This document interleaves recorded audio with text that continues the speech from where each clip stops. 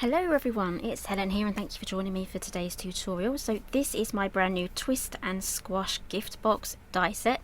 As you can see, these squishy down, nice and small. I absolutely love these. These are so much fun.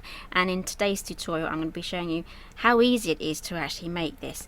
So here we have one that has the the spirally closure on both ends. You get the base for that and the top for that, and you also get a base here for a flat bottom, so the opening is just at the top. So if you have an opening both sides, have it as a sideways gift box just like that. That's so much fun.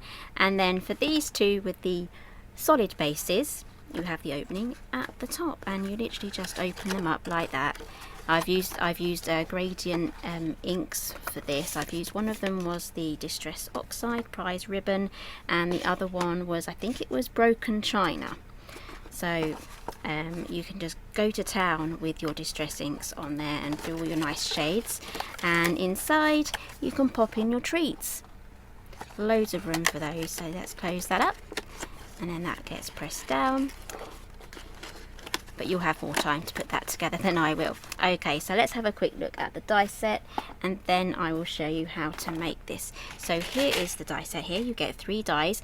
They are quite large actually, but I'll be showing you step by step how to use them. So I'll be using 2 of these ones and 1 of these. This one here is really easy to put together. It's quite self-explanatory how that goes together, and that is the one for the solid base.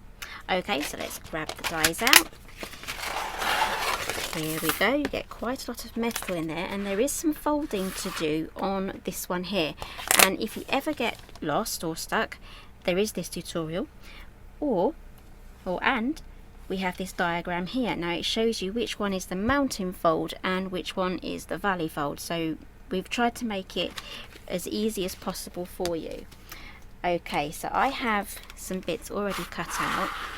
This is the middle section here that this is going to create. I'm going to cut another one in plain card so that you can see what I'm doing, but this is the aim on what we're going to have, and it looks complicated. It's really not. And I've also cut, I'm going to make a sideways box, so I've cut 2 of those spiral closures. So let's grab the die cutting machine. I'm going to be using A4 blue cardstock, and that is going to fit on diagonally. It won't fit on like that, it's too long for that, so it will need to go on diagonally. And you can cut this from patterned paper as long as it's not too thick. Like 300 would definitely be too thick for this because of the folding down, but my papers are 250. These are the lovely snowflake papers. I absolutely love these, but that is literally just about as thick as you can go. So I'm going to be using the Go Power and Emboss. I absolutely love this machine. My plates stay nice and flat, there's no warping, and if you do find that it's raising up in the middle, can you see me do that? Once you get to that stage, you turn it over and then you carry on. And then I keep, this is my cutting plate, and then I just keep this one here, this is the B plate, I just keep that one as my top plate, so that stays nice. So let's drag this over and run that through.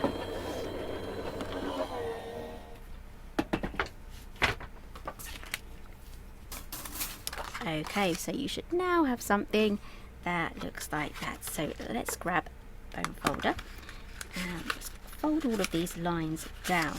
Right, so those are the first ones. Those are nice and easy. Okay, so please try not to get too confused with all of these lines going in different ways. So we have these lines here that match these score lines for the tabs. They run down that way. And then we also have the ones that run across like that. So these ones are going to be mountain folds. So we're going to fold them so that they're just like mountains, just like that. Again, bone folder here gets really good crisp lines. It makes it a lot easier when we're folding. So I'm just doing the horizontal lines right now. And then we are going to go on to the slopey lines. I'm going to call these diamonds here, and inside the diamonds are these diagonal lines. Those are going to fold the other way, but we'll get to those in a moment. But we're going to be going on these slopey lines, the ones that match the tabs. And these ones are also going to be mountain folds. Again, bone folder, get some really good pressed lines there.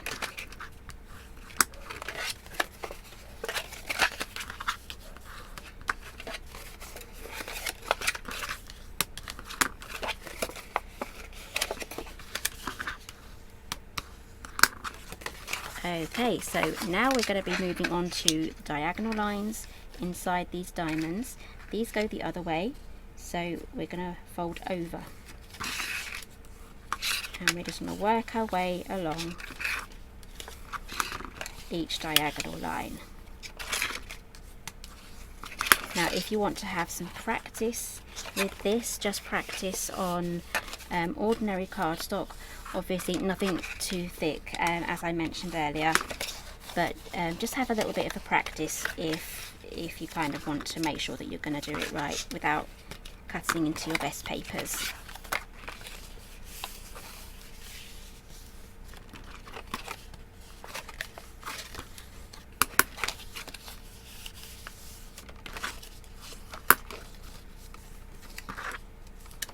Okay, now that is the folding done. So if we kind of try to get these points here to point outwards, it should naturally form the right shape. And if you want to go that step further and squish it in as you go around, helping it form,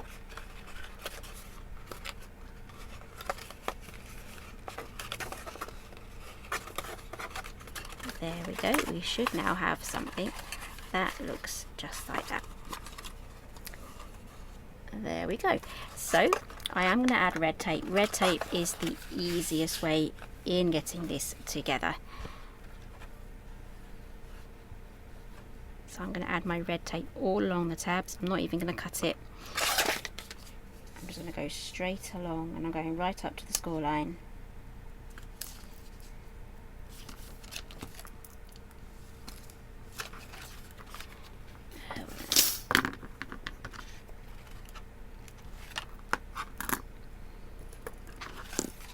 Another thing I'm going to do is I'm going to press that. It's going to push the stickiness right into the fibres. Okay, so that is the stage where we're at for that one. So I already have one prepared from my patterned paper. This is another pattern from the snowflake paper pad. I'm just going to grab my other bits and bobs that I've cut out for the top and the bottom. Again, this is the spiral one, and again I've just added a whole line of tape across there. Don't worry about snipping into these, that would be absolutely fine. And add another little bit there to the tab, and I've done all of my folding as well, just like so. So let's get this assembled as a flat piece first, and then once we got all of our little bits and bobs on, we can then pop it together and make it 3D. So these all line up nicely. So each section will line up with each segment on this section here on the main piece.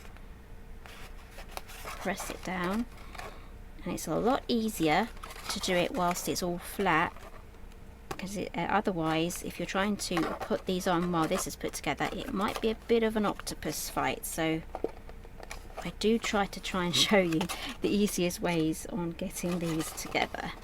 Okay, there's the bottom. Well, it's going to be a side end piece. Let's pop on the other end piece now.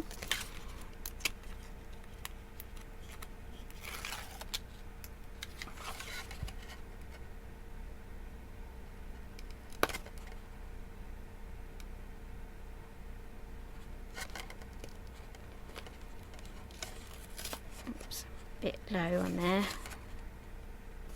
I'm sure it will work itself out. Yep, it already has done.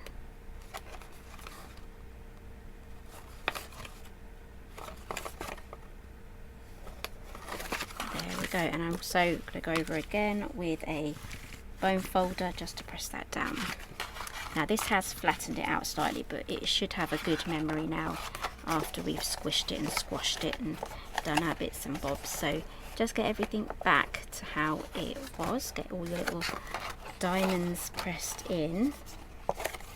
This is going to help with the final fold. Just like that.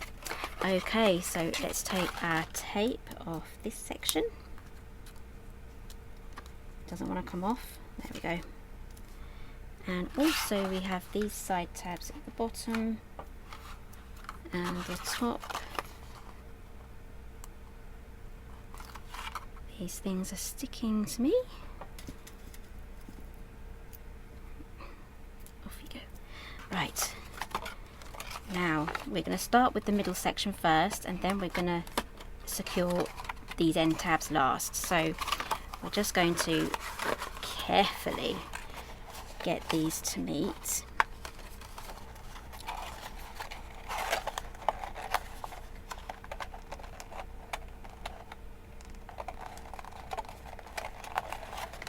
Okay, I have one piece there. I'm just going to do the other side.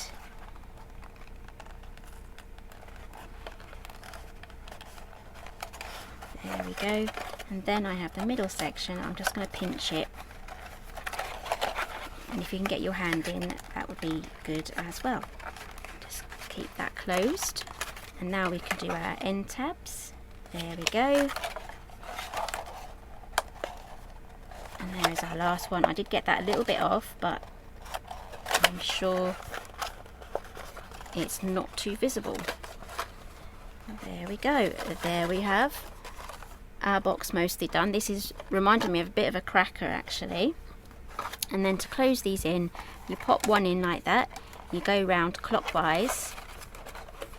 The last one you push in. And that should hold. Do the same on the other side. Oh, I didn't fold that one in. There we go.